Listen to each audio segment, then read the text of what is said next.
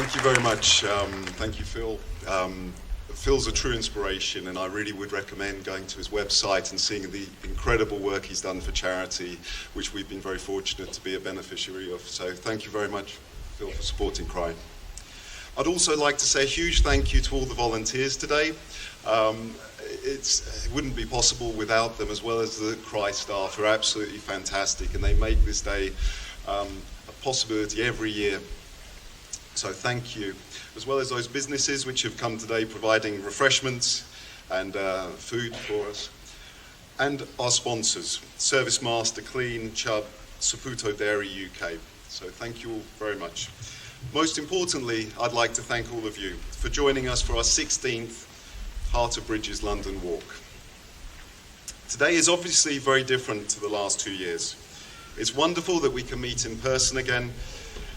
I also we appreciate today's been quite a challenge for many of you to get here, talking to Cara about some of the lengths you had to go to. We really appreciate you making that extra effort, but also for those of you who have not been able to make it today for various reasons, who are participating in this event in their own communities, thank you also to them for joining us.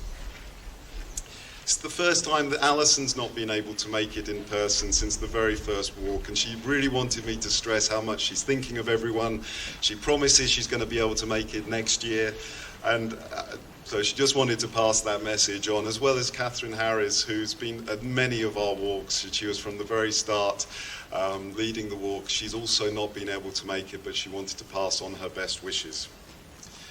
I know many of you are joining us once again, as you have done for many years, and that's absolutely fantastic. But I'd like to also say how sorry I am for those of you who are attending for the first time, because no one would ever want to have to be in a position of reaching out to a charity like CRY. But also thank you for coming, and joining us today, because I hope today will be the first day in your life since the tragedy that your family has experienced, where you'll be with so many other families who know what you feel.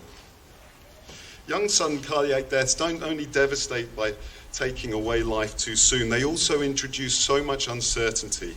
And so often it's impossible to understand and comprehend what has happened.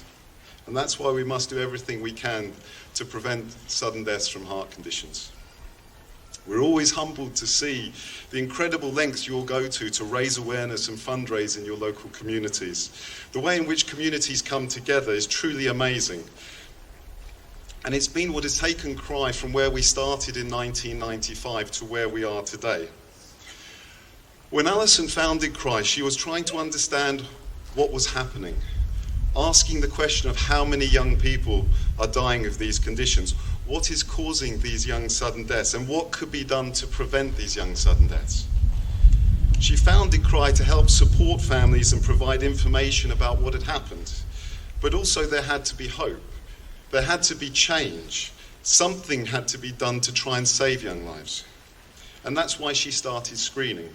Because screening is the only way that a person who is at risk, who doesn't have a family history and doesn't have any symptoms, can be identified and treated. As more families have contacted CRY, awareness and support for CRY has grown. In those early years, we were just testing a few hundred people every year. That number grew until now we're testing tens of thousands of young people every year. And this year, by the end of 23, we will have tested more than 250,000 people at screening events which are occurring in every community throughout the UK, completely across the UK. So as well as saving many young lives, the screening program has also driven research, which has transformed our understanding of the causes and the prevention of young sudden death. Through this research, led by Professor Sanjay Sharma, Professor Mary Shepherd, who I believe is here today, Dr. Michael Papadakis, and a growing number of cardiologists and researchers, we have achieved a great deal. Whilst it's right to be proud of what is being achieved, we also have to accept we still do not know enough, and so much more needs to be done before we have all the answers. What we know is that to do nothing is not an option. Something has to change. And thanks to your support, every day we continue to move a step closer to a time when young people are no longer dying of heart conditions. Thank you for your support and joining us today. This is our most important event of the year to bring together families and supporters from all over the UK. So thank you very much for coming here today.